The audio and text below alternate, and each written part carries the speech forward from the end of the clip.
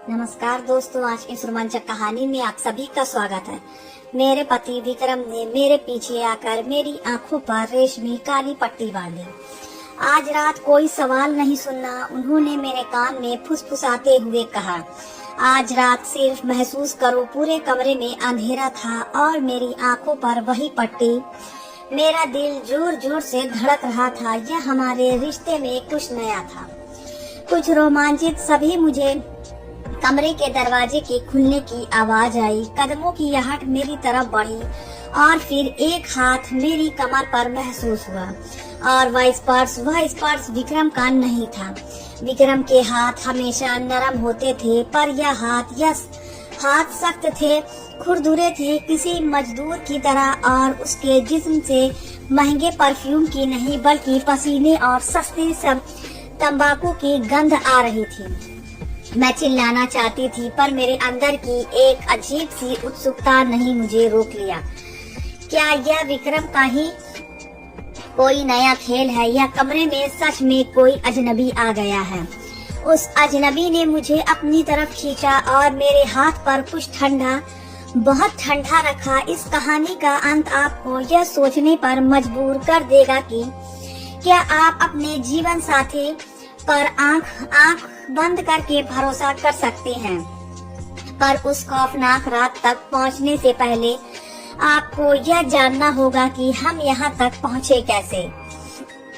मेरा नाम सना है। मैं शहर के एक बहुत बड़े बिजनेसमैन विक्रम सिंघानिया की पत्नी हूँ। बाहर से देखने पर मेरी जिंदगी किसी परी कथा जैसी लगती थी। बड़ा बंगला, नौकर चाकर, महंगी गाड़ियाँ और एक हैंडसम पति। पर उस बंगले की चार दीवारी के अंदर मैं दुनिया की सबसे अकेली औरत थी।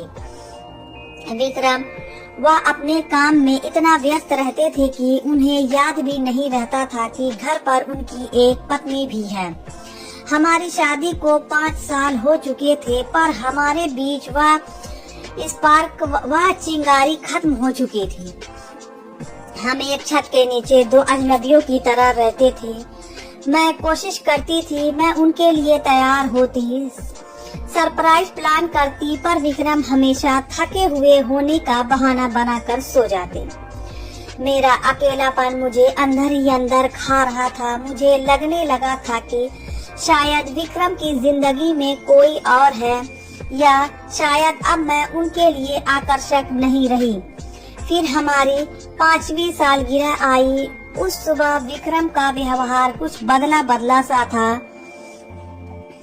वह जल्दी उठ गए, मेरे लिए बेड टी लेकर आए। हैप्पी एनिवर्सरी जान, उन्होंने मेरे माथे को चूमते हुए कहा। मैं हैरान थी, सालों बाद विक्रम इतने रोमांटिक मूड में थे। आज रात तैयार रहना, उन्होंने मुस्कुराते हुए कहा। मैंने तुम्हारे लिए एक बहुत ही खास सरप्राइज प्लान किया है, एक ऐसा खेल जो हमारी बोरिंग जिंदगी में वापस आग लगा देगा। कैसा खेल? मैं उत्सुकता से पूछा। वही तो सरप्राइज है, उन्होंने आंख मारते हुए कहा। पूरा दिन मैं बस शाम का इंतजार करती रही। मेरे मन में हजारों ख्याल आ रहे थे। क्या खेल होगा? क्या विक्रम हमारे रिश्ते को एक नया मौका देना चाहते हैं? मेरे अंदर की औरत जो सालों से प्यार की भूखी थी, आज बहुत खुश थी। शाम को मैंने विक्रम की पसंद की एक लाल साड़ी पहनी। मैंने खुद को आईने में देखा। मैं बहुत खूबसूरत लग रही थी। आज मुझे अपना अकेलापन दूर होता हुआ दिख रहा था। रात के 10 बजे विक्रम कमरे में आए। उन्होंने लाइट मध्यम कर दी और एक धीमा संगीत चला दिया। माहौल बहुत ही रोमांटिक था। वह मेरे पास आए और अपनी जेब से एक रेशमी काली पट्टी निकाली। यह क्या है? मैंने पूछा। यह हमारे खेल का हिस्सा है। उन्होंने मेरे पीछे आकर पट्टी मेरी आंख पर बांध दी। सना, आज रात तुम्हें कुछ देखना नहीं है, सिर्फ महसूस करना है। भरोसा है ना मुझ पर? हाँ, भरोसा है, मैंने कहा। और यही मेरी सबसे बड़ी गलती थी। पट्टी बांधने के बाद विक्रम ने मुझे बिस्तर के किनारे पर बैठा दिया। मैं बस अभी आया, उन्होंने कहा। हिलना मत। मैंने दरवाजे के खुलने और बंद होने की आवाज सुनी। मुझे लगा विक्रम कुछ लेने बाहर गए हैं। मैं वहां बैठी इंतजार करती रही। कमरा बिल्कुल शांत था, सिर्फ घड़ी की टिक टिक सुनाई दे रही थी। फिर दरवाजा धीरे से खुला। मेरे चेहरे पर मुस्कान आ गई। आ गए आप? मैंने पूछा। कोई जवाब नहीं आया, बस भारी कदमों की आवाज मेरी तरफ बढ़ी। मुझे लगा विक्रम मुझे सरप्राइज देने के लिए चुप है। वह शख्स मेरे बिल्कुल करीब आकर रुक गया। मैं उसकी सांसों की आवाज सुन रही थी। वह सांस बहुत भारी थी और थोड़ी तेज चल रही थी। उसने अपना हाथ बढ़ाया और मुझे कुछ महसूस हुआ। उस एक स्पर्श ने मेरे पूरे शरीर में बिजली दौड़ा दी। दोस्तों, उस पल मेरे दिल और दिमाग के बीच जंग छिड़ गई थी। दिल कह रहा था कि यह मेरे पति का प्यार है, पर दिमाग कह रहा था कि कुछ तो गलत है। वह हाथ वह विक्रम के नहीं हो सकते थे। विक्रम के हाथ मुलायम थे, पर यह बहुत सख्त और खुरदरे थे। और सबसे अजीब बात, उस शख्स के पास से पसीने और बीड़ी जैसी गंध आ रही थी। मेरा दिल घबराने लगा। विक्रम, मैंने दबी आवाज में पूछा। यह मजाक है ना? उसने कोई जवाब नहीं दिया। उसने मुझे बिस्तर पर पीछे की तरफ धक्का दिया। मैं गिर गई। अब वह मेरे ऊपर झुक रहा था। कौन हो तुम? मैं चीखना चाहती थी, पर मेरे गले से आवाज नहीं निकल रही थी। तभी कमरे के कोने से विक्रम की आवाज आई। घबराओ मत सना, एंजॉय करो, यह मेरे दोस्त हैं। विक्रम की आवाज सुनकर मुझे एक पल के लिए राहत मिली, पर अगले ही पल मुझे बहुत घिन आई। क्या विक्रम ने किसी और को मेरे पास भेजा है? क्या यह उनकी फैंटेसी है, अपनी ही पत्नी को किसी और के साथ देखना? मुझे लगा कि विक्रम मुझे शेयर कर रहे हैं। मेरा आत्मसम्मान, मेरी इज्जत, सब कुछ चकनाचूर हो गया। विक्रम, यह क्या बदतमीजी है, इसे रोको, मैंने चिल्लाकर कहा और उठने की कोशिश की, पर उस अजनबी ने मुझे दबोच लिया। वह बहुत ताकतवर था। शांत हो जाओ भाभी जी, अजनबी ने पहली बार बोला। उसकी आवाज बहुत डरावनी और भारी थी। साहब ने पैसे दिए हैं, काम तो पूरा करना पड़ेगा ना। पैसे, काम, मेरा दिमाग सन्न हो गया। तभी मैंने कुछ ऐसा सुना जिसने मेरे खून को जमा दिया। एक दबी हुई हंसी, विक्रम की हंसी। सना, तुम सच में बहुत बेवकूफ हो, विक्रम ने कहा। तुम्हें लगा मैं तुम्हारे साथ प्यार का खेल खेलने वाला हूँ? क्या मतलब यह, विक्रम की आवाज अब पास आ रही थी, कि मैं तुमसे बोर हो चुका हूँ। सना, मुझे आजादी चाहिए और मेरी आजादी के बीच तुम और तुम्हारे बाप की यह जायदाद खड़ी है। तो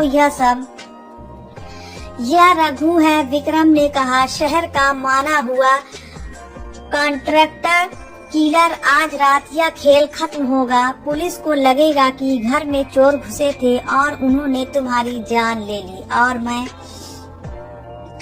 मैं तो बेचारा पति बन जाऊंगा जो अपनी पत्नी के गम में जिएगा। मेरे पैरों तले जमीन खिसक गई। मेरा पति, जिस पर मैंने आंख बंद करके भरोसा किया, वह मेरी जान लेने के लिए एक कातिल को मेरे बेडरूम में ले आया था।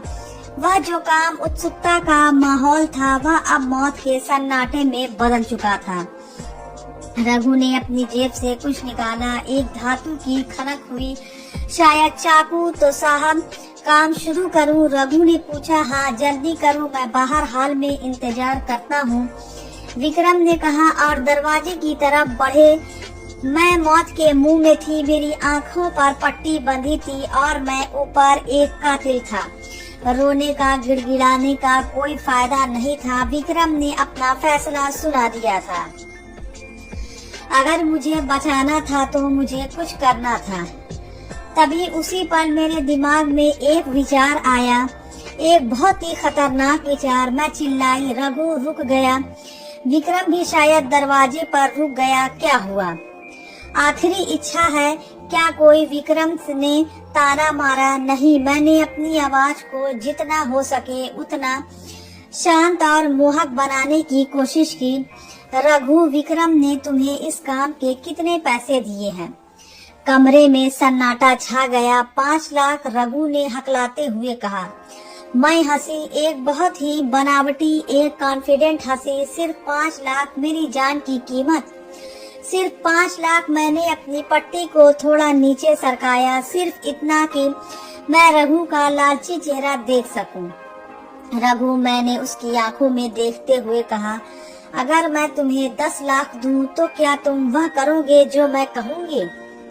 10 लाख? रघु की आंखों में चमक आ गई। सना, या बकवास बंद करो, विक्रम चिल्लाया। रघु, इसकी बातों में मत आओ, मारो इसे। रुको साहब। रघु ने विक्रम को हाथ दिखाकर चुप कराया। वह एक बिजनेसमैन था, उसे अपना फायदा दिख रहा था। भाभी जी, 10 लाख कहाँ है? मेरी अलमारी में। मैंने झूठ बोला। हीरो का एक हार है 25 लाख का, वह तुम्हारा हो सकता है। रघु की लालच अब 7वें आसमान पर थी। रघु, यह झूठ बोल रही है। विक्रम घबरा गया। वह तेजी से रघु की तरफ बढ़ा। उसे रोकने के लिए यही वह मौका था जिसका मुझे इंतजार था। जैसे ही विक्रम रघु के पास आया, मैंने पूरी ताकत लगाकर रघु को धक्का दिया। रघु का संतुलन बिगड़ा और वह विक्रम से टकरा गया। धोखा! रघु चिल्लाया। उसे लगा विक्रम उस पर हमला कर रहा है। हाथापाई शुरू हो गई। अंधेरे कमरे में कौन किसको मार रहा था पता नहीं चल रहा था। मैंने जल्दी से अपनी आंखों की पट्टी पूरी तरह खोल दी। मैंने देखा रघु ने गुस्से में वह चाकू जो मेरे लिए था विक्रम के हाथ पर मार दिया था। विक्रम की आंखों में हैरानी थी। वह जमीन पर गिर पड़े। रघु भी हक्का बक्का रह गया। उसने क्या कर दिया था? मैं बिस्तर से उठी और सीधे दरवाजे की तरफ भागी। रघु ने मुझे पकड़ने की कोशिश की, पर मैंने साइड टेबल पर रखा भारी लैंप उसके सिर पर दे मारा। वह गिर गया और मैं कमरे से बाहर निकली। दरवाजा बाहर से लॉक किया और अपनी जान बचाकर भागी। मैंने पुलिस को फोन किया। पुलिस के आने तक मैं बगीचे में छिपी रही। जब पुलिस ने दरवाजा खोला तो अंदर का नजारा भयानक था। विक्रम खून बहाने की वजह से बेहोश पड़ा था और रघु वह लैंप की चोट से बेहोश पड़ा था। पुलिस ने रघु और विक्रम को गिरफ्तार कर लिया। उसने सब कुछ उगल दिया, विक्रम की साजिश, कॉन्ट्रैक्ट, सब कुछ। दोस्तों, उसी रात मैंने सिर्फ अपनी जान नहीं बचाई बल्कि एक ऐसे रिश्ते का बोझ भी उतार फेंका जो सिर्फ धोखे पर टिका था। अगले दिन जब मैं पुलिस स्टेशन से बाहर निकली तो मैं गहरी सांस ली। मैं अब अकेली थी पर मैं आजाद थी।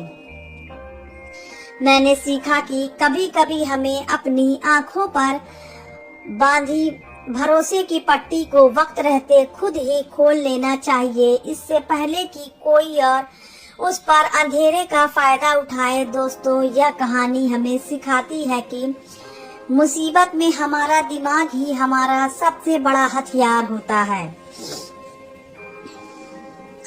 यह कहानी पूर्ण रूप से काल्पनिक है और किसी भी व्यक्ति, वास्तविक, जीवित या मृत या घटना से इसका कोई संबंध नहीं है। इसका उद्देश्य केवल पाठकों का मनोरंजन करना और सामाजिक जागरूकता को बढ़ावा देना है।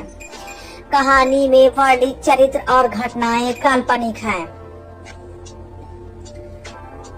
तो दोस्तों, यह थी हमारी आज की कहानी। अगर आपको पसंद आए तो लाइक कर दें और हमारे चैनल को भी सब्सक्राइब कर लें। मिलते हैं अगली वीडियो में, तब तक के लिए धन्यवाद।